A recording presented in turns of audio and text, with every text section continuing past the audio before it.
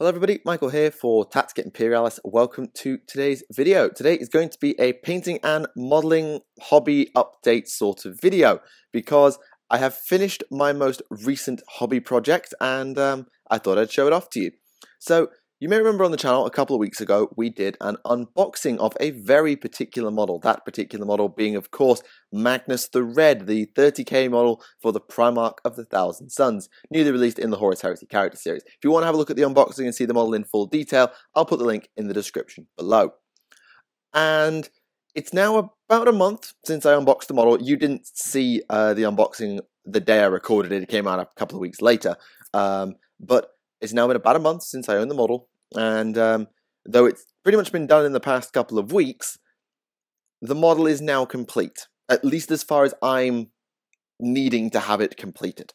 I've not done the big diorama base with the warp fire because, well, I will do it. I'll do it eventually, but it's not top of my list of things to do because I wanted him on his scenic base to be game ready, which he now is. I'll show you the model in a moment. I just wanted to talk a little bit as well. I've still got a few thousand suns left to do, so I'm not going to be doing a full Thousand Suns update today. If my Thousand Suns were finished, then I would show you all of them, but they're not yet. And I am going to be getting another Thousand Sun model. I think I'm going to be getting another Prospero Librarian pretty soon, if I'm lucky. So I will be bringing you a proper Thousand Suns update, which will have Magnus in it properly, but I wanted to show you just the model and focus all the time on that because, oh god, this model is gorgeous, alright? I know I fanboyed quite hard over Magnus, particularly in the unboxing, that the model is really, really nice, but when you're actually painting it, when you actually see it done, it's just on another level. I don't really know how to explain it, but when you get a model that you just really, really, really like, and then you do it, and you don't know if you can do it, but then you do it, and it looks to a level that you're happy with, even if it's nothing compared to what probably 80% of the world can do, you do have this immense sense of pride and satisfaction with it, and it does make you really fall in love with the model. So, enough of me rambling on. I'll try and keep calm and run you through all the techniques that I use to try and get this model finished. But with all that said, let's have a look at my completed model for Magnus the Red. Here he is, my completed Magnus the Red model. Minus one component that I glued in the wrong order so it wouldn't actually fit. So, there you go. It's slightly different to the Forge World paint scheme. I've tried to stick as close to canon as I possibly can. So, it's gold armor, white cloak, silvered horns, bronzed blade, green feathers, slightly different red hair, blue on the tags. I think their official name is Tarouges, purple gems. I've done as much as I can to stick on canon. Even the steps are done like grey with purpley red on the edges of the steps. I've done as much as I can to stick on canon, but because my paints aren't exactly the same combination or done in exactly the same way as their paints, they do look slightly different, as you can probably tell just at a glance. As for the pose, obviously it's a resin model. It's pretty much monopose. The only thing I think I actually got wrong is that the head is turned too far to the right, but then again, it doesn't look too bad. It still looks like he's looking down his casting arm. I'd prefer if it was a little bit more like here looking than there looking, but hey, it's really, really not bad at all. So, let me run you through the basics of the color scheme. The red skin was, everything was primed and washed. When you're prepping resin models, always wash them in warm soapy water. They recommend you're a bit more thorough than I was. I just washed them and like wiped them with my hand. They recommend you use like proper like degreaser agents and a toothbrush. You don't need to, but it might help. And then everything was primed with Abaddon Black or Chaos Black, whatever they're calling it these days. They seem to change it there and back depending if you're spraying or not. So everything was primed, and the skin was done with a corn red base coat. Following that was a Nuln Oil wash, 2 layers of highlights from corn red and then Mephiston red, focusing on the raised areas, and then the extreme places were glazed with a wash of Karaberg Crimson, which is the red wash that you can get. It wasn't really, I call it a glaze, it was basically a wash, but it worked kind of like a glaze because it amplified some of the red. There were a couple of touches of I think it's blazing orange or troll slayer orange. So you can see it under here. But that was only in extreme cases and very, very lightly used. Sorry if the camera goes out of focus. The same thing was applied to the face, which I'm just going to bring into shot here. The eye is a single eye, has got a touch of Lothern blue, because that's my sort of arcane spot color. So that's what I used for that. Now, the hair, I actually did slightly differently, because the model that they have has sort of slightly orangey red, really light red skin, and then a deep red hair.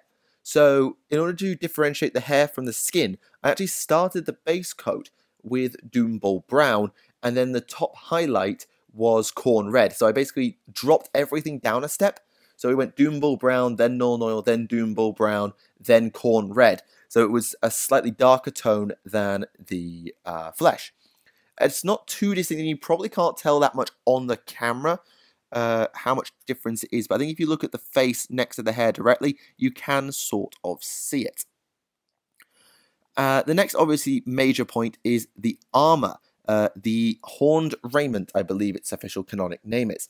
And this is the same technique I use on all the gold on the model. So this is the same as is used on the Blade of Arnurta. I'll talk about the bronzed edges as well. It's the same as for the arms, for all the gold basically on the model, even the gold that's on the base, although I didn't do as much with the gold on the base. But we'll get to the base in a bit. So the armor, after being primed, was a base coat of Retributor Armor, one of the finest gold paints you'll ever see, because it still hasn't gone watery on me. Word of advice, with metallic paints especially, shake them before every use. Seal the pot, shake them up, and then you've got paint you can work with, because metallic paint splits so easily, at least in my experience. So Retributor Armor base coat, and then a wash of Reichland Flesh Shade. This is what GW recommends. It's sort of like it's a flesh wash basically, but it's kind of brownish, and on the gold it really helps to go into the detail, and it's much better than a black wash, I think. A lot of the wash areas are actually left. So if you look at the recesses on the legs, those were actually left. Those weren't highlighted at all. So that's what that looks like. It creates a sort of bronzed effect, if you will. There were then 2 or 3 layers of highlights. Again, Retributor Armor, just building back up the base coat. Then Auric Armor Gold was used as an edge highlight. Now, Auric Armor Gold is a new one that I've bought specifically for this model. And it helped pick out like around the edges. So I think the Scarab, for example, on his leg is done with Auric Armor, whilst maybe some of the areas on here are just done with Retributor. And then there was a final dry brush of the dry paint Sigmarite. I didn't use Sigmarite too much on this because Auric Armor helped to pick out the details, and if you do the Sigmarite badly, it can lead to sort of filling in the cracks, particularly on the, not the Aquila, the Eagle, these runes, so you did have to be careful with the Sigmarite. I used it probably a bit more extensively on the arms as a main highlight rather than the Auric Armor, but either way, it created a slightly brighter gold. It's the same gold as I've been using on my Thousand Suns at this point. If the Sigmarite dry brush was too heavy, for example, it got into the recesses, I went back through with Reichland Flesh Shade and just dug the recesses out again. So you can probably see that a little with the grating across the face. And again, those runes, I did pick them out specifically. And that's how I did all the gold on the model. Not all the areas got the same amount of detail. So for example, the gold on the base was just Retributor Armor and wash because I didn't want it to be too bright. I didn't do Auric Armor. I just dry brushed Sigmarite onto that bit of gold. And I think that one got no Sigmarite at all. That was just Auric Armor. Just as a couple of examples of variation. Same with up here on the helm as well. Oh, hang on, I've taken the helm out of shot. Same as up on the helm. There was not too much Sigmarite there because I wanted to keep the details in place. Now, there is a bronzing effect on the Blade of Arnurta. I don't own any bronze paint. I'm just going to try and get that into focus so you can see it. Yeah, there you go. So you can see it's not silver, but it's not gold. It's supposed to be a bronze effect. Now, I don't own any bronze paint, and I wasn't quite sure what to do, so I sort of improvised, and it worked. So I basically did exactly the same as I did for my gold, but instead of starting with Retributor Armor as the base coat, I used Lead Belcher, which is, I still call it bolt gun metal. It's your basic silver base paint. I used that as the base coat, and then I just did a flesh shade wash over it. I edge highlighted it with Orichalma, and then I dry brushed it with Sigmarite, and it kind of worked. I mean, I know it's not like what you might consider the perfect bronze, but even though it's not gold, but it's not silver either. I did the same for the Legion icon on the belt, because that was a slightly different color on the cannon model as well. I didn't do it quite so well. I think I overcooked the Sigmarite, so it kind of looks a little bit blurred out, but it's not so bad. Now, the other main detail you could probably see is the base. Now, the base, actually, this is so simple. It's kind of unfair how easy this was. So once I primed it, I primed it off the base. I didn't actually glue the rocks to the base initially. In fact, I didn't glue the rocks to the base until the very last step. So I base coated it with Mechanicus Standard Grey, which is a dark grey paint as a base. One I'd actually bought again specifically for this model. I then did a heavy wash of Nuln Oil and of Agrax Earthshade, so a brown and a black wash. And then I did 2 dry brushes, a relatively heavy dry brush of Mechanicus Standard, and then a slightly lighter dry brush of Administratum Grey. I still call it Astronomicon Grey quite a lot, but it's basically called Administratum Grey. And that's it. That was literally it. It was base coat, wash, 2 dry brushes, done. The purple areas are actually done exactly the same way. I didn't actually do anything... Oh, I've just knocked the light. I didn't do anything special to those areas, other than once I'd painted the entire rocks, I just gave them, I think, 2 washes of Carroburg Crimson, same as the red paint that I used earlier on. And I just did that with a lot of depth, and did it maybe 2 or 3 times, and that allowed me to pick out all of the purple details. It looks like the steps and the arcane tablets are a different color. You don't have to actually repaint them from nothing. You can just use heavy washes sometimes. It's a bit of a cheat, but hey, it worked for me. You may as well sometimes. There's also back here a Space Wolf shoulder pad. That was just done with the Fang, a couple of shades of red, some lead belcher, nice and easy. Didn't spend too much time on that. It's Space Wolves, nobody cares. Now, the cloak. The cloak was actually the first component I did. For those who are keeping up with the updates on Twitter, this was the first piece of the model I did. And you'll notice immediately, if you know this model as well as I do, there's a component missing. Excuse me. There's a component missing. There's supposed to be 2 more seals coming out of here, but they go in underneath the feathers, and I did the feathers first so that seal would never go into the hole. You couldn't tell because the hole's like underneath the feather, so it doesn't matter, but oops. There's supposed to be another couple of purity seals. They're not purity seals. Purity seals didn't exist. There's supposed to be a couple more seals there. Sorry, they're not there. The cloak was, again, deceptively simple. Administratum Grey base coat, Nuln Oil wash, and then I think I literally just dry brushed quite heavily with Administratum again. It might have been a layer as opposed to a dry brush, but that was basically it. I don't think no, I didn't use the Mechanicus Standard until I got to the rocks. As for the lining is actually just black. I know it's supposed to be purple, I think, but I basically owned a tiny amount of purple paint. I didn't think I was going to need it, so I just did that in black. It's fine. The symbols around the edge, that is Cantor blue, Lothern blue, and then Khorne and Mephiston red, with a wash, of course. Having the lighter areas be inset was slightly annoying to deal with. I actually had to wipe them off and repaint them a couple of times, but not too bad. The feathers, again, are deceptively simple. So they were a, I think, Caliban green base coat, washed down, and then a double dry brush of, is it Elysian green and Ogrin camo, I believe, is what I used to call Narlock green and Gretchen green, for anyone who remembers back to the old Citadel paint. It's basically those. And again, you've got the blue and red up on the top. The haft of the Blade of Annanerta was Doomball Brown with Nuln Oil wash, a dry brush of Steel Legion Drab, which is also the colour that the base is painted, and then a wash of Carroburg Crimson just to get it looking a bit more reddish brown again. The purple areas are really simple. They're just Lich Purple, or whatever they call it these days. I still own Lich Purple. Is there anything else particular? There's some blue down there. The tabard was done the same way as the cloak. It's not my neatest... Oh, God. It's not my neatest paint, so I'm not going to focus on it. I didn't do a particularly good job with it. And this is the one complaint I have about this model. The sashes, which I got the sashes a lot better. But the tabard, the sashes, the cloak, those raised areas are not very well raised, which means you can't just like dry brush or like just stroke over the raised area and expect it to cover just the raised area. It gets in the recesses a lot, and that makes it particularly difficult to paint, particularly if you've not got the steadiest hand like me. I mean, if they were freehand, I'd have been screwed, but it wasn't particularly simple. But that's probably just because I don't have a steady hand. It's not Forge World's fault. Shoulder pad. This shoulder pad is just done gold, same as everything else. Then you've got red, white, blue, and then gold in the center. I'm trying to get this to tip so you can actually see it in good detail. Yep, there you go. You can see the little XV. It's not as well picked out as some of the other areas. I might put another Reichland Flesh Shade down into the XV to try and pick it out.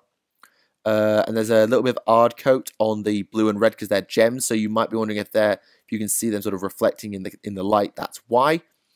The horns. Now the horns. I'm just going to pick the camera up a little bit. I don't want to get too much into the shot. The horns. I and Kieran, when we were talking about it, were really worried about the horns because he paints a lot of bone and he finds it a nightmare. Thankfully, the horns are actually sculpted silver. I had a look at the model on Forge World. They have the 360-degree view. You can zoom in and really have a close look. And it looked like silver to me, like white edges, gold bands, and then silver. Same with the horns on his knees. Same with the horn that comes out of the shoulder pad. They were silver. So I did a lead belcher base coat, washed with Nuln Oil, and then highlighted the raised areas with Iron Breaker. Nice and simple. And the actual white bits are just Administratum Grey with a wash. And the gold is done as normal. As far as the lining, you can see it on the... I might have to tip the model a little bit to show you that.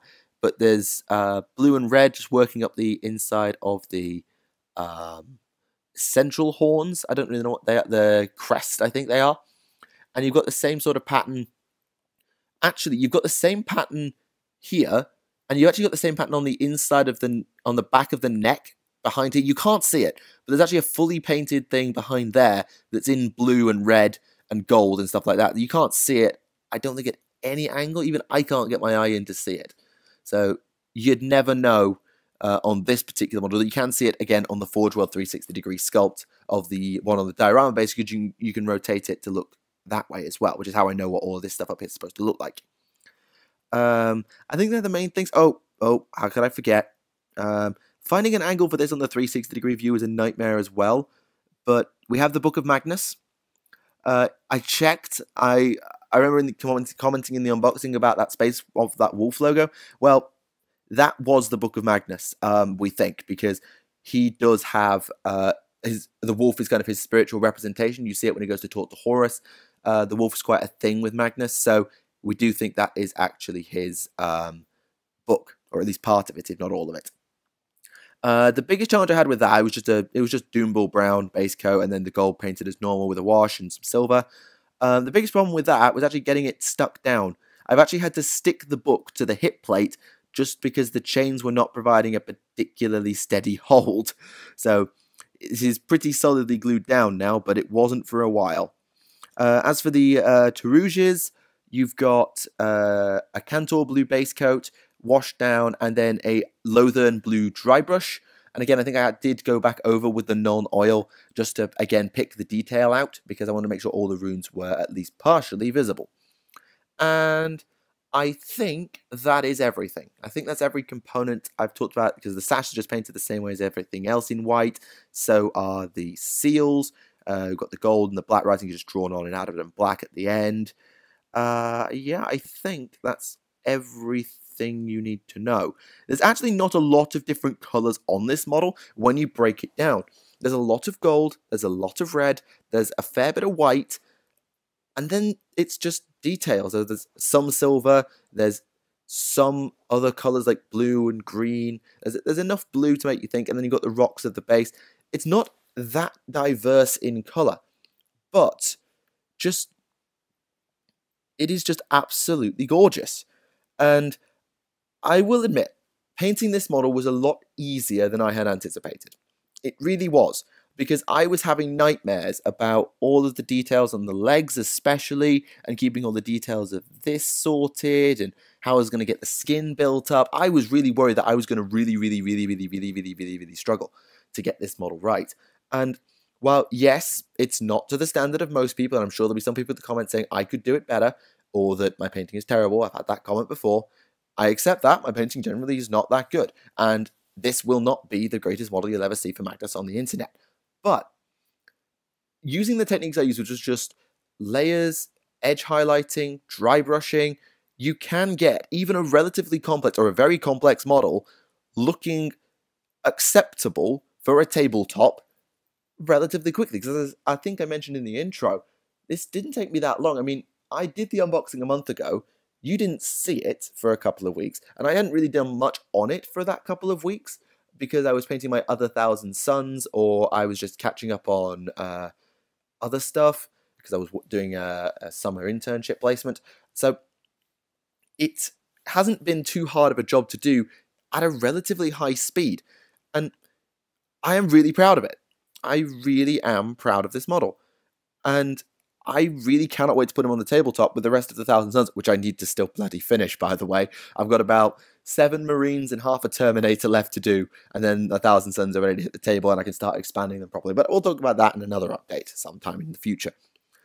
So there you go.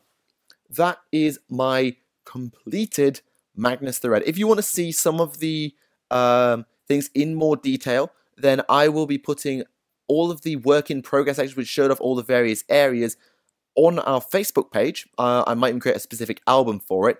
So you can go over to our Facebook page and look at all the Magnus photos that I took during the project, so you can see how all the components were put together, and there's often little annotations explaining how I did the various components. So you can have a look on there, and I'll be able to run you through all the details in case something you felt here you didn't get enough look, or it wasn't very explanatory, or you just want to read a particular technique again. So, thank you all for watching. My name is Michael for Tactica Imperialis, and until the next time, I'll see you all again. Bye for now.